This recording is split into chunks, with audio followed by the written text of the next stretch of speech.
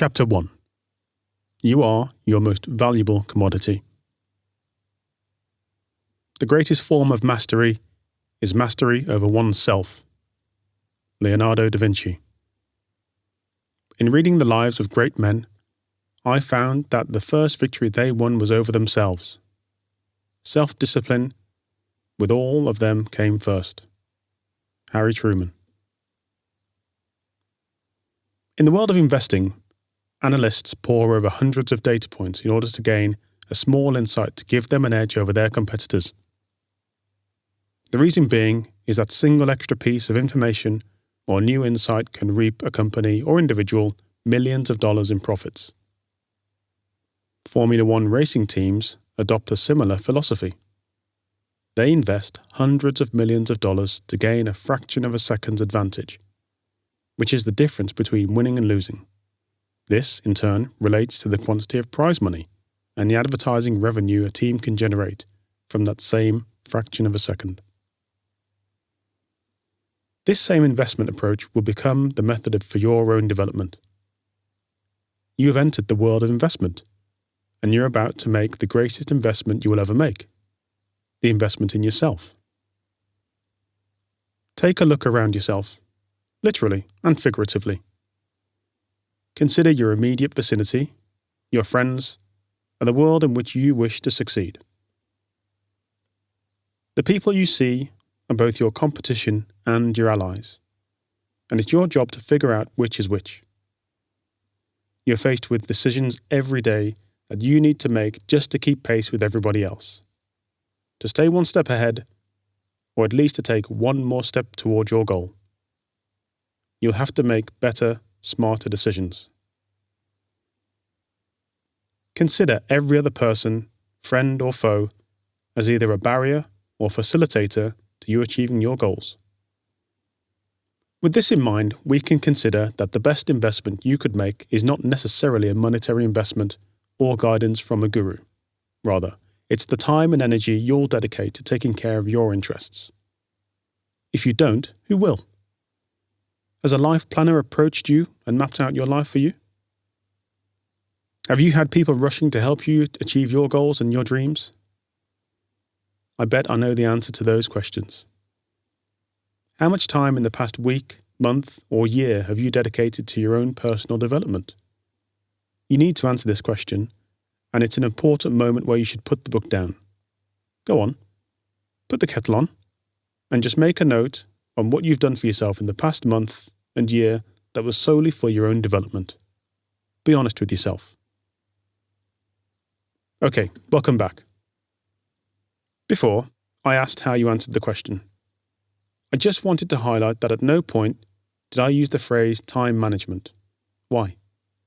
Because you cannot do that. Unless you have the abilities of a higher power and can manipulate time itself, then the best you can do is manage what you do with the time you have. It's not how many hours in the day you have, it's what you put in the hours that counts. This is about you, in case you hadn't realized that. Now back to my question. How much time have you set aside for yourself in the past month and year that was solely for your own development? For those most disciplined of individuals, excluding those in full or part-time education, it could be as much as 1 hour per day. To others, that may seem like a pipe dream. But what does 1 hour per day really look like? And is it really achievable in the real world when we have to consider our personal morning routines? Let's break down a day's work for the average employee.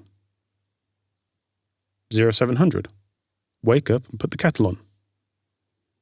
0730. Shower and perform any other morning hygiene routine. If you have children, then you'll also have to get them ready for school. 0800. Eat breakfast. 0830. Leave for work and or the school run. 0900 to 1700. Work. 1730. Come home. 1800. Eat dinner, which is interchangeable with going to the gym. 1900. Work out at the gym, which is interchangeable with dinner and perhaps not even every day. 2000, socialization or your time. 2100 to 2200, personal development. This is an example of a generic routine, which is just a vehicle for me to demonstrate how someone can add 5 hours of personal development in a working week, without having a negative impact on social life. You could easily double this for short periods if you replace socialization and your time with another hour of personal development. But how about using socialization time with friends for personal development? This would leverage your time much better, allowing you to build a network in the interests you have whilst interacting with like-minded people. After all, this is effectively what a university is. It's a place where a group of like-minded individuals all want to learn a subject or are placed and grouped in classes with other like-minded people. Often, people studying in the same courses end up socializing with each other and talking about what they did that day. This practice lets you see how the other person interprets the day's lessons, and this added insight allows you to have a deeper view and understanding of the subject you're studying. Even if you don't socialize with your fellow classmates and choose to socialize with people on other courses, this is not a bad thing. You benefit by broadening your horizon and getting further insight on something you may not have considered. What would be the outcome of a liberal arts student socializing with a sciences or engineering student? Each student represents an entirely different approach to problems, goals, and motivation. So I would argue that there's something to be gained from each side of that relationship. Similarly, what about going to networking events or clubs associated with your development interest? Networking is personal development and investment in yourself. We're fortunate enough today to have an endless supply of information in our pockets. You could easily take out your phone and search, where can I do, meet, play, insert your chosen interest, near me. You'll be met with page after page of location, community, and price of whatever you choose. Network. We are social beings. You may get nervous.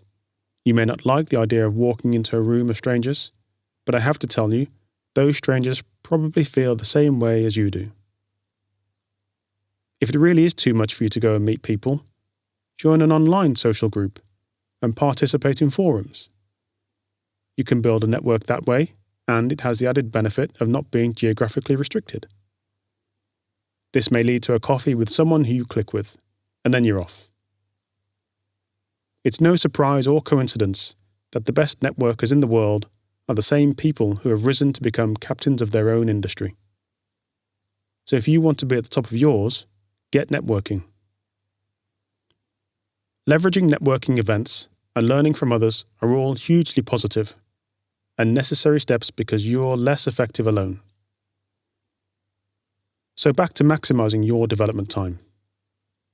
You could extend the amount of time you have in a day by waking up that little bit earlier. If you wake up at 6 and continue with your morning routine up to having breakfast at 8, you could use the remaining 90 minutes of your morning on your development. Be that reading, researching your area of interest, or writing your development plan, or updating your CV. The list is endless. You can even make this time even more effective by preparing some reading or tasks the night before. But magically, by waking up only 1 hour earlier, you've gained 90 minutes extra in your day because you can apply a new discipline into your routine. During your personal development time the previous evening, you will have prepared your personal development material. You will have pre-filled the kettle and put a tea bag in your cup or coffee, and you will have prepared the material you need to research. This means that when you wake up, and while you're waiting for the kettle to boil, within 15 minutes you can have a cup of tea and devote this time to your personal development. That's the first hour accounted for. You create the next 30 minutes by replacing your original wake-up and tea drinking time with development. This is what discipline is. Because you're not lying around in bed, procrastinating, you've better prepared yourself to set yourself up for success. Have you considered what an extra 90 minutes per day actually means over the course of a month or year? Let me show you. I'll even let you keep your weekends. 90 minutes multiplied by 5 days equals 7 hours 30 minutes per week. 7 hours 30 minutes multiplied by 4 weeks equals 30 hours per month. 30 hours per month multiplied by 12 months per year equals 360 hours per year. Just what could you achieve with an extra 360 hours per year of personal development? You're limited only by your imagination, but you have to agree it's not a bad start. Malcolm Gladwell was a Canadian journalist who took the original works of Anders Ericsson, a Swedish psychologist, and said that you can become an expert in anything with 10,000 hours of practice. I'm sure scores of PhD graduates have written whole theses on this, but in short, I want to say it's nonsense.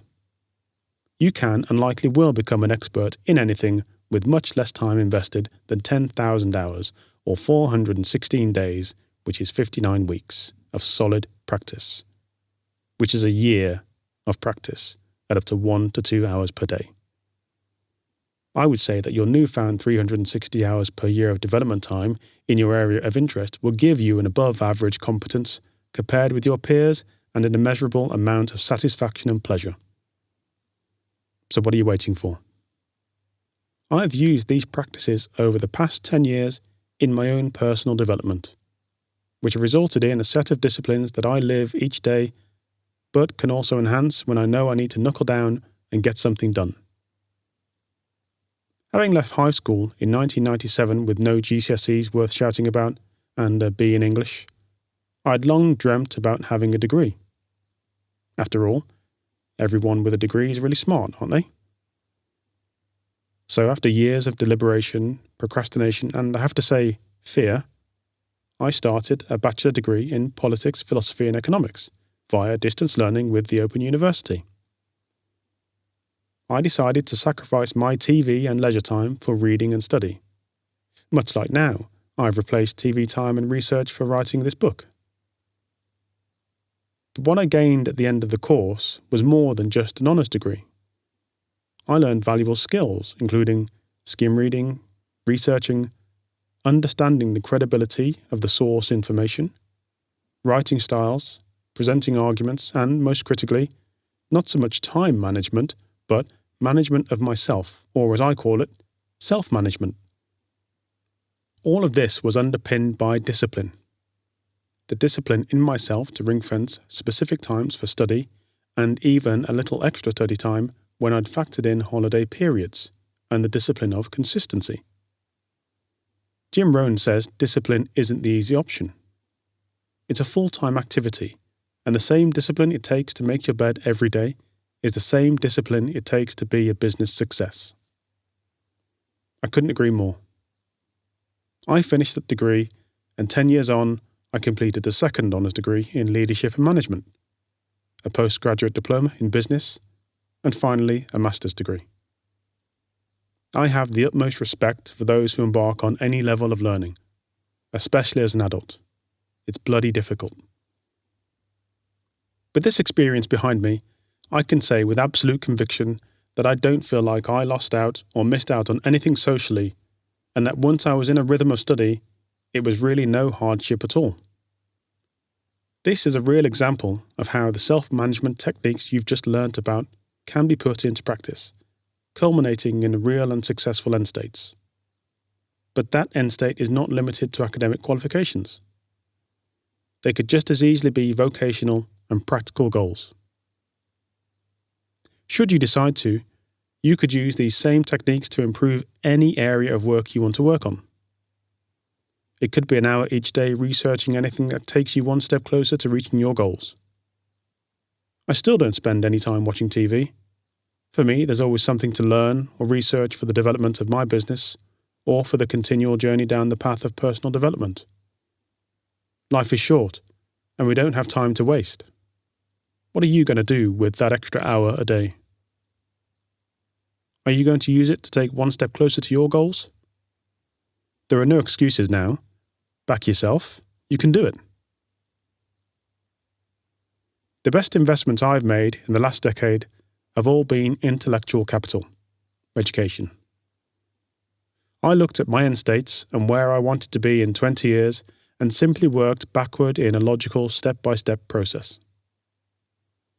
That thought experiment gave me a roadmap to hold myself to account as to how well I'd performed in that year, what I'd set out to achieve, and you could now do the same too. This process is called ends, ways and means analysis, and I borrowed it from my time in the military. A core responsibility for me as a commissioned officer is to think strategically. So with many of the processes I learned while in the Army, I adapted them to fit my own personal development goals. Work with me through this following example and try and apply this method to your own goals. In military parlance, the ends are the strategic goals you want to achieve. Militarily, that may be to free a population under autocratic rule. For me, it was to gain a degree. So far, so good. Now, I had identified my goal. I then needed to understand the ways, or how I was going to achieve my ends, the goals.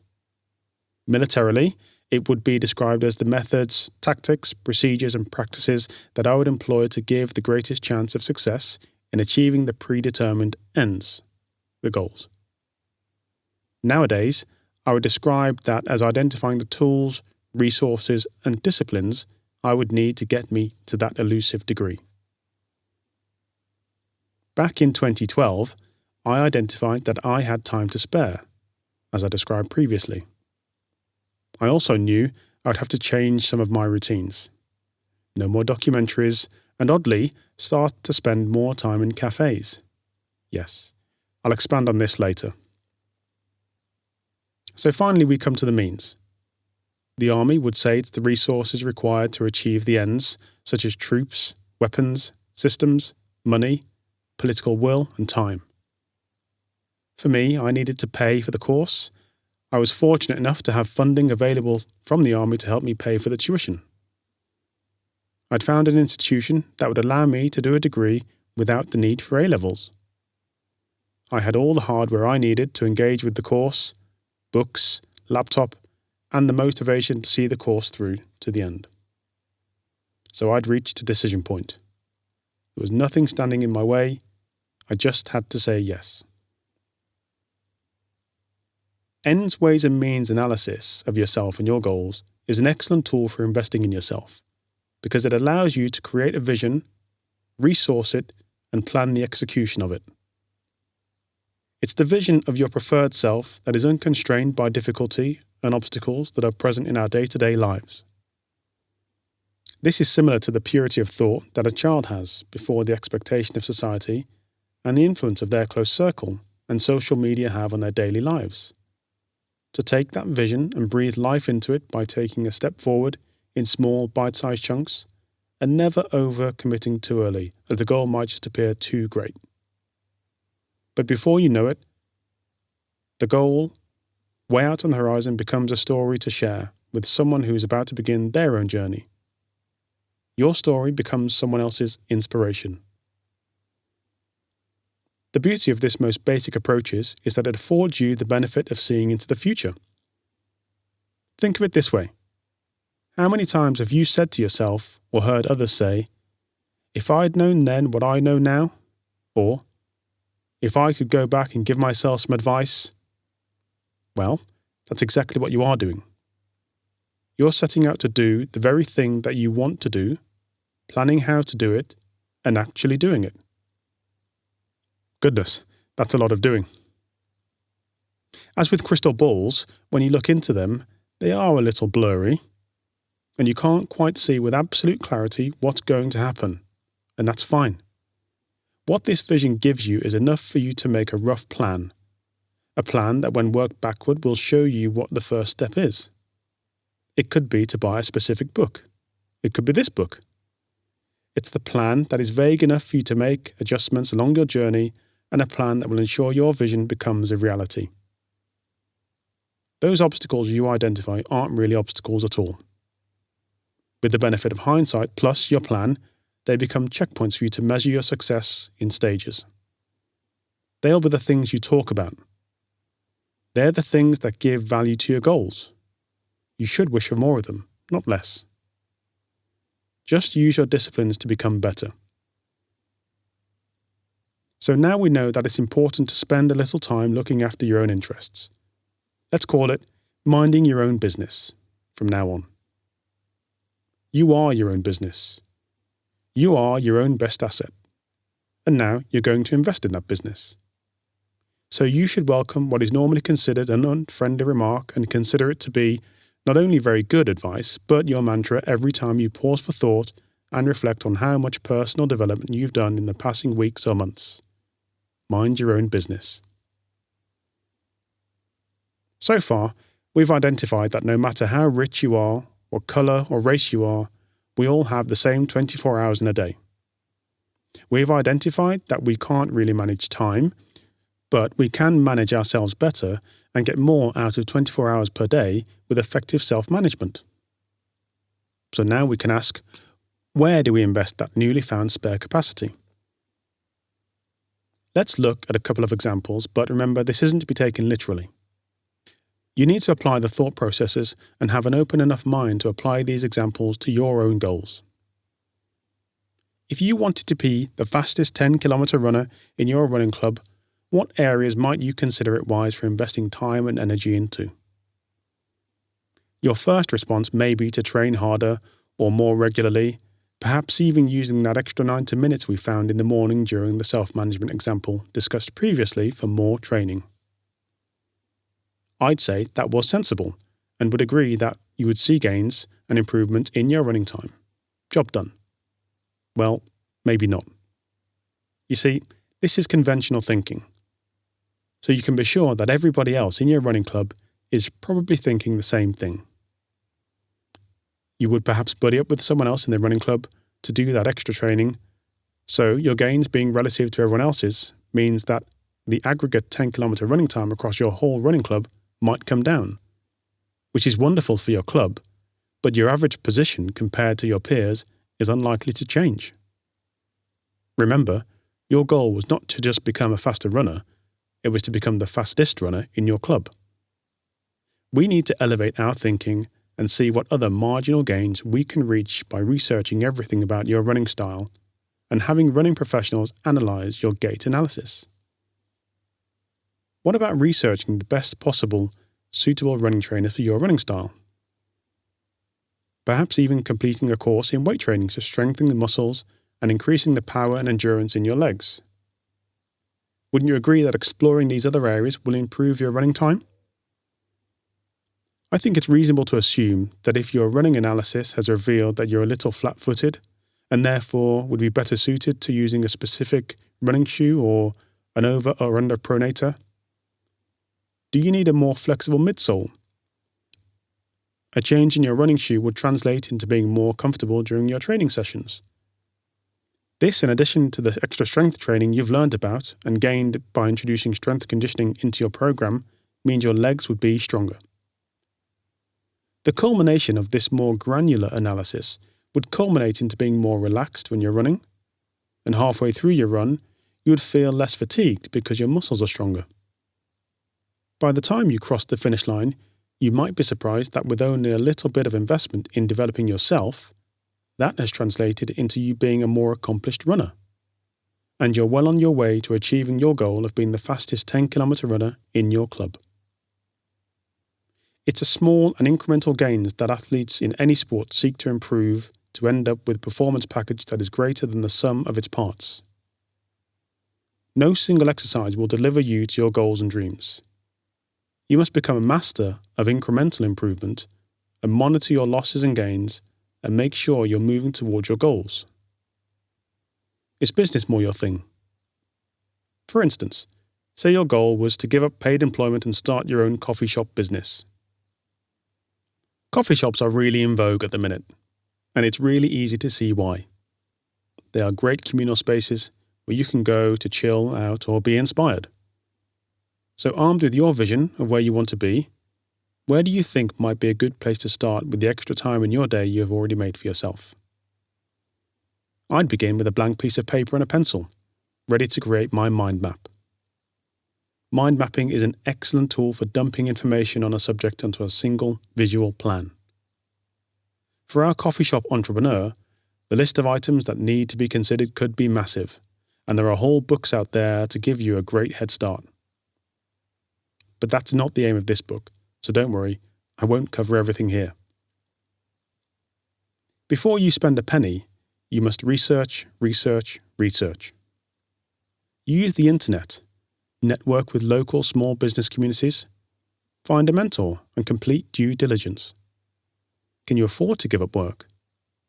What if the revenues are lower than your initial estimation? When are you opening your shop? Is the footfall high enough? Just how many people do walk past in a day? Is there any local competition? I don't think that any local cafe owner would be too happy that you're planning to open up in the area close to them and start potentially stealing sales. What about the type of blend you want to serve? A bitter blend or something more fruity? Or do you want a blend that reflects your personality or the brand of your business? Have you considered the price point for each of the drinks on your menu? Who is your competition? Where are you going to get your stock?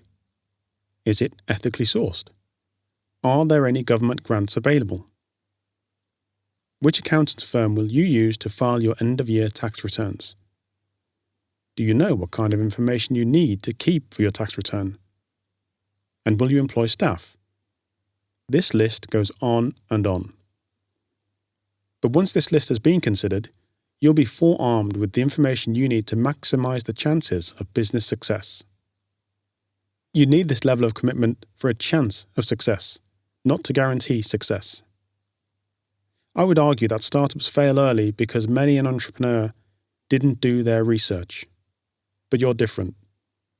There's a lot to do in that 1 to 2 hours per day you've made for yourself. But remember, 90 minutes per day is 360 hours per year. I think that with 360 hours of research and preparation, anybody could start a successful coffee shop. Minding your own business pays dividends, literally and metaphorically, and will give you personal satisfaction, which translates into happiness and ultimately will lead you to achieving your goals. These two examples serve as demonstrations of how you can take an idea and identify some, and if not most, the necessary steps to achieving your vision. This is an investment in yourself. You do this once, and you reap the rewards time and time again. Consider the fringe benefits for the 10-kilometer runner. They have mastered their ability to manage themselves better and maximize the amount of time they can dedicate to training. They are fitter, healthier, and stronger, and they can apply these benefits to other aspects of their lives, including widening their social network and supporting and mentoring other runners. Therefore, they become pseudo-teachers, experiencing all of the positive feelings that brings. And finally, they're probably feeling happier at work and more productive because of how good they feel. Similarly, the coffee shop business owner has now become their own boss. They've also mastered themselves and maximized their outputs during the course of their working day, and now they can teach those skills to others. They've managed to employ some other staff and therefore give someone else the opportunity to work and feel like a valued member of society. They've added to their local economy, and they're increasing a sense of community as the cafe becomes a meeting place for others. 12 months later, that same owner has expanded and opened a second shop. They've employed more people, trained their original baristas in management to run the new shop, and are mentoring your young entrepreneur to take their first tentative steps into business. And all of this because they decided to invest in themselves. Wow. Who would have thought the impact could be that broad? The point here is whatever your chosen field, there will be an enormous amount of variables you should consider, all of which will take time to research even if you think you already know your subject. But once you have a plan and put into practice, there is a community of people that will benefit from your success. In addition to this, countless others will benefit from your success, if not directly but indirectly. as you inspire someone else to pursue their dreams. No matter what you decide in life or what field of activity you choose to embark on, there'll be no better investment in that field than the continual personal and professional development you impose on yourself. Your investment decisions, such as your ability to manage yourself and get more out of your 24 hours each day, are totally transferable to any and every pursuit in life. None of this investment is ever wasted. You are your most valuable commodity. So I hope you get the message of this chapter. Invest in yourself. Learn to work harder on yourself than you do on your job. Work full-time on your job and part-time on your future, because in no time at all, your future will be upon you, and your job will be a distant memory. Jim Rohn says, "Work hard on your job and you'll make a living. Work hard on yourself and you'll make a fortune."